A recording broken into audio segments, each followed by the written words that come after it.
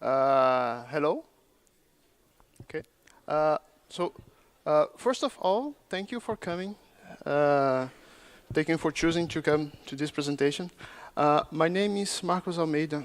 I'm a developer in Invivoo software, and we have a booth outside, so you can come to see us. We have a couple of tools that we use to help our customers to make microservices and to monitor them and choose them. Today, I'm going to talk about one of these tools. It's called Koordinator. So that is integrating tools. And during the construction of this tool and with our customers, we had this problem of integrating batch and stream processing in scenarios. So we're going to talk a little bit about that today.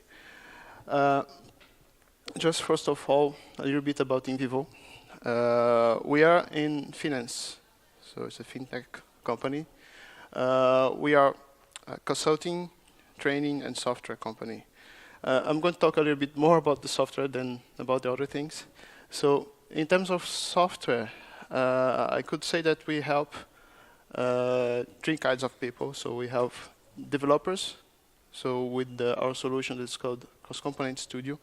So it's an IDE where you can build your microservice-based application with code generation and a framework that helps you to, as a developer, not to deal with the complicated things, like how to do things in parallel, how to make communication, how to cluster your application, how to deal with failover, etc.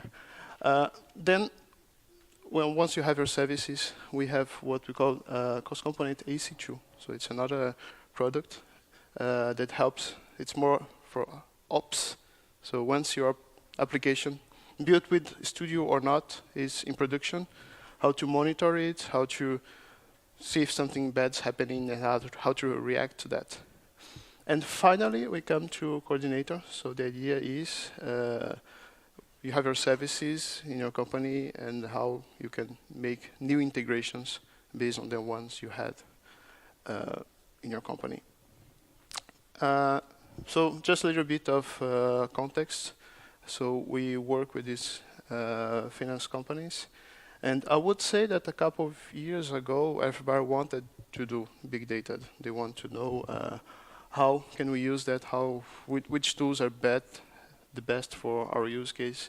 Now it changed. Now I think if you do microservices, you know everybody wants to use these and these tools. They have tools already. They have streaming applications already. The problem is not what to do and what can we use, but it's how to integrate these new shining things with the old legacy services that are still there. Because you're always in this transition from somewhere to somewhere. So we have these legacy applications. They are just executables that you call and are going to write something in a database. Or you have these microservices with REST APIs. Or you have streaming. And so you have all these different kinds of things that you need to make them work together. I think most people here are developers, so we know that integrating things, it's almost always doable. You can do it. Integrating things is not difficult. But we're looking at other kinds of people. We are looking at operations. So you have your IT. So if you're integrating different things, you have different people that are going to use it now.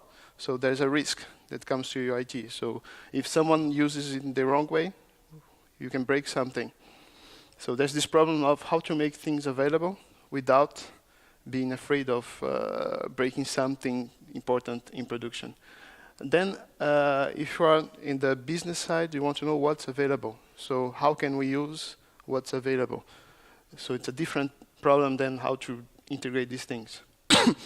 And with Koordinator, our mission is exactly there. So we're not only a developer tool, but we're a business tool. So the idea is that business people, they want to know what are the services that are available, and they want to be able to reuse them to create scenarios that reusing things that that exist in the company. So that's it. Like we started it like 1 year ago with a couple of customers, and we say, okay, we're going to build it. What was the first decision we had to make is okay, we're going to help our customers into making services talk with each other. So the first decision you need to take is which kind of integration you want. So I think since this is a microservices thing, I think most people heard about orchestration and choreography here. So when you want things to integrate, you either go on the orchestration side, so you have someone in the middle that does this integration and says, you do this now, you do this now, or you go to this choreography side. So services are independent, so they can talk to each other and do what they need to do. So we take this example, is we found a taxi. So in the orchestration world, you just call the central and say, I want a taxi, I want to go to the airport. And it's going to find someone, send to me, and I'm going to go to the airport. But the problem is, if there are lots of people calling, maybe you need, in this communication is synchronous, you may have a problem. So we have a bottleneck here. On the other side, if you do choreography, you can say, okay, I just go outside, and I try to find a taxi, and I try to go to the airport. So it can scale much better, but then I need to find a taxi. So maybe it's not easy. What we choose for coordinator is what we call light orchestration. So we keep, or we try to keep the best from both sides. So we keep someone in the middle doing this orchestration. So we have scenarios and that need to be executed. And that's something that our customers wanted. So they didn't want to have services that just talk to each other and you don't know what they are doing. They wanted to have this concept of, okay, there's a scenario that's being executed. Because for business people, it's easy to say, okay, I have this scenario, now I'm going to create another scenario based on the first one and have this concept that's explicit in the tool. And what changes when we use the light orchestration is that you have this, the orchestration is not going to say, you do that. No, it's going to put this task on a queue. So there are different queues for different kinds of tasks. And we have what we call the workers. So taxis or payment or different kind of workers that can do tasks. So when they are available, they go there and take a task. So what's this thing good for? So for business people, it's easy to monitor what's happening in the application. So it's not a technical monitoring because they are not going to understand what's, okay, you're using too much CPU or too much memory or so on. I would just want to know, do I have enough workers for this kind of task or not? What I'm going to do now, what's going to happen in 1 hour? So can I start this service now and so on? So we can monitor what's happening in a higher level. Then you can also automate some tasks because since you have these queues, so you can scale your system because if you need more taxis, so you can just add more taxis and if you have more tasks to do. Or if I want a taxi and I wait half an hour and it didn't come, so I can have a timeout system and give the task to someone else. And if you go out of this idea of taking a taxi, you can do retries. For example, you do some calculation, you find some problem in the middle. So you don't want to redo everything. So you can restart the task with the same parameters, telling the worker, oh, I asked you to do ABC, you did AB already, so just do C now. We didn't invent all these ideas. I can say that there are similar tools doing similar things. These tools are quite different one of another, but I could say that the thing that I see in all of them is that they are trying to separate the scenarios from the workers, from the ones that do the work that needs to be done in the scenarios. And what do we add as value on top of what they are doing? Is that this is not, Koordinator is not a tool for developers. So we are targeting really business people, so people that are going to develop a worker or to write code. So we don't expect people to write a Go code to integrate services, because then business people are not going to do that. So that's how we are different. I'm not going to spend too much time here, but I think you all got what's happening here. So on the business side, they just want to see what's available, and they want to know that if something is available, I can use it and it's safe. I'm not going to break anything using that. And on the other side, you have the IT. So the IT has services, and they want these services to be used. So, and these services can be anything, and they just need to write it as a worker. So we can have services or batch things or grids or blockchains or anything you want. You would just put it behind of this idea of I have something to do, I do it, and I send what I did.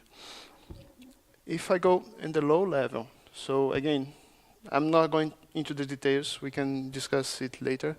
So we have databases and message queues, but the idea is that we have some REST endpoints that we make available to front end. So the idea is that we have APIs for doing what business people want. So they want to know that nobody's using something that it shouldn't use, that everything is authenticated, that what are the workflows you start, you stop, and what information you give to workflows, and an API for high-level monitoring. Then we have a couple of REST endpoints for workers. So what do workers do? So they say, I am able to do this kind of task. They say they are polling. So they say, do you have some task of this kind to do now? They send status. So they say, okay, I took this task, I'm progress, I'm working on it, or I finish it, or I have an error. And you can upload things. Just to explain better the concepts, the second half of this presentation is basically a demo.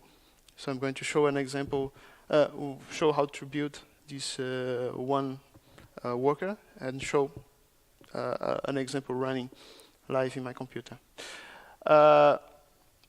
What's in this scenario? Okay, this is a toy example. So before going to the details, I will explain what's it doing. Basically, it's a scenario where I give to the scenario a couple of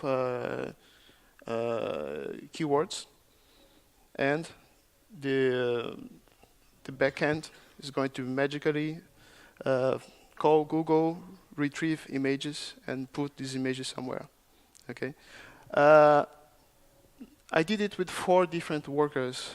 Obviously, I could have done it with a single worker. That's not so complicated. But the idea here is that we want to reuse existing things in the company and to build something new.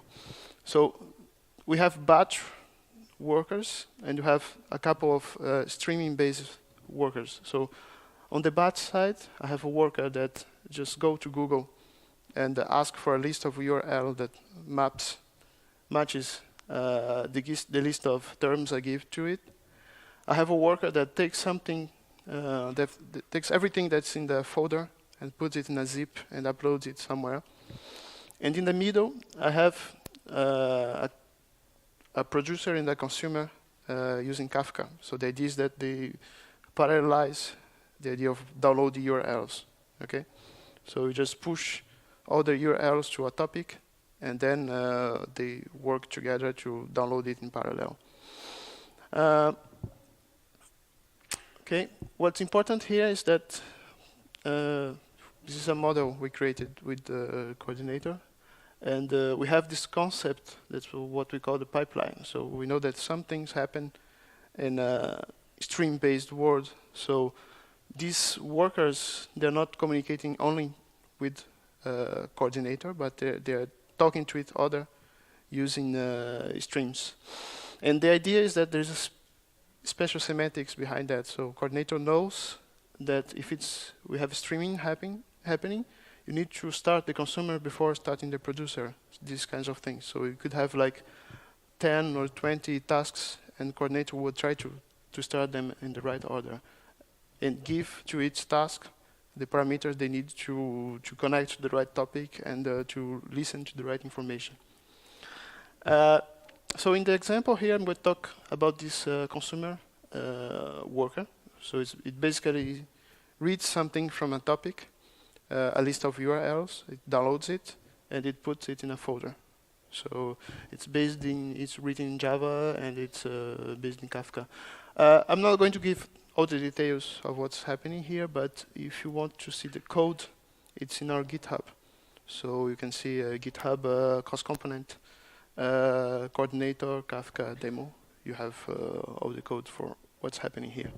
So what does a worker do? The first thing it does is say, hey, I'm able to do this. So we have this REST API. There's authentication behind it, okay? And we have this, the idea of a catalog. So you say, yes, I can do this kind of task. It declares the input it needs. So here it says, okay, tell me to which broker I need to connect, to which topic I need to listen to, and so on. And where should I write the pictures I'm going to download. This is a simple example, but this catalog is typed, and the coordinator is going to check what the workers say, and to check that when you call a worker, you're respecting what's declared in the catalog. Okay, the worker said, I know how to do this. At some moment, someone needs to send me things to do. So it's a polling-based REST API. So it just calls the API and say, hey, do you have some task of this kind? And it's going to send to the worker a JSON document describing what needs to be done. I'm not going to show the details, but the idea is that it gives you some meta information about the scenario that's being executed. So the idea of the scenario, who started it, and so on. So the worker can try to validate what's happening. And it gives some inputs. So it says, connect to this topic in this broker, and you're going to get your URLs. And finally, it needs to send statuses. So it says, yes, I did 10%, 20%, it's over. I found an error, so I just did half of it. So if you want me to do more, call me again with new parameters, and so on. I have a worker. Now I'm going to show what happens. This is the worker is in the point of view of the IT. So you are providing a service. So when you are on the business side, you want to use this service. So I'm going to show the front end, because the idea is that, so we have this, let me just duplicate my screen. No, it's not good. It's good. Okay, so the idea is that, okay, I'll do it here. So the idea is that the business people, they have this front end, this web front end, where they can see what are the scenarios that they created. So there's authentication going on here. I'm not going to talk about that. Just one scenario, because I just want to demo the product, but we could have more. And there's some authentication going on to know if can you create scenarios, can you start scenarios, and so on. So we start from the simple thing that, okay, I have a scenario there, I want to edit it. And the idea, as I said before, is that, so I'm creating my scenarios, so I want to reuse some tasks that are in the catalog, so I need to know what are the tasks that are available. So for example, here, So the idea is that to have this namespace with the different kinds of tasks. And here I have like the tasks of my workers. I forgot to say, so what am I running here? So I have this single node Kafka cluster, and I have my 4 workers running, and I have coordinator running, okay? So the workers publish the tasks that are able to do to the catalog. So I have these 4 kinds of tasks. And when I take a task, so coordinator shows what are the inputs you need to pass to the task, what are the outputs it's going to generate, and so on. And then you can connect. So if I take this task like consumer, you can say that you can connect, have this syntax, so you can retrieve information from other tasks or from the workflow itself. Let me show what happens when you run it. So I don't want to modify it. So as I said before, the idea is I give some keywords and it finds images that match to these keywords. So for example, I'm going to put Paris here. Okay. So I start it. So the idea is that it's going to start a scenario on the background. We have this monitoring view that shows everything that's running. Okay. So we have, you can see that there are different colors going on there. So I could say that it's hard to see, but the blue one, that means something is running, okay? You have the green one, that means something is finished, and have the black one that says something didn't start yet. So you know this last task, zip images, is going to start when the other ones are finished. So you know it's going to happen. And we can go to what we call the cockpit and see in details the execution of your workflow. So you can see that this task executed, this is in execution, and this one is going to start just after. And you can see details about which parameters assigned to the task before I start it.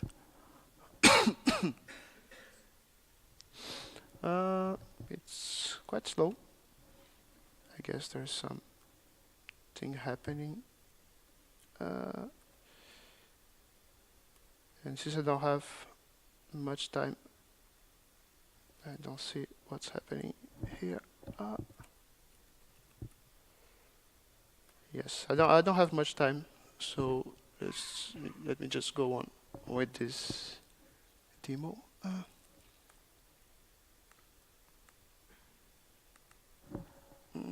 Yes, something is happening. It's the demo effect. But okay. So, but the idea is that by the end of the scenario execution, you would have this last worker publish link to a zip file where you have the images that it downloaded. But I should have some problem with the Kafka.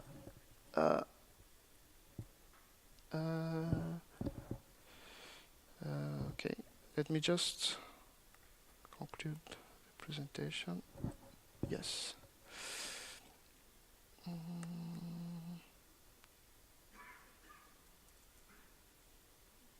Okay. So just to conclude the presentation, I want to remind you of the context. So our customers are doing big data. They all want to use these shiny streaming architectures. And the problem now is not how to do it, how to create these services, but how to integrate them with legacy services that are still there. And we wanted to give this power to business users. So what I showed here is what we call the light orchestration. So it's a mix of orchestration and choreography, where you still keep this central orchestration. But we have the scenarios that are stream aware. So you model the idea that part of the scenario is stream-based and part of the scenario is batch-based. And then this allows us to give the power to the business people to create these scenarios, composing them from existing services. So as I said before, so we have a booth. We're outside. We have people here these 3 days, so come and talk to us if you want more details. Are there any questions? Okay. Thank you.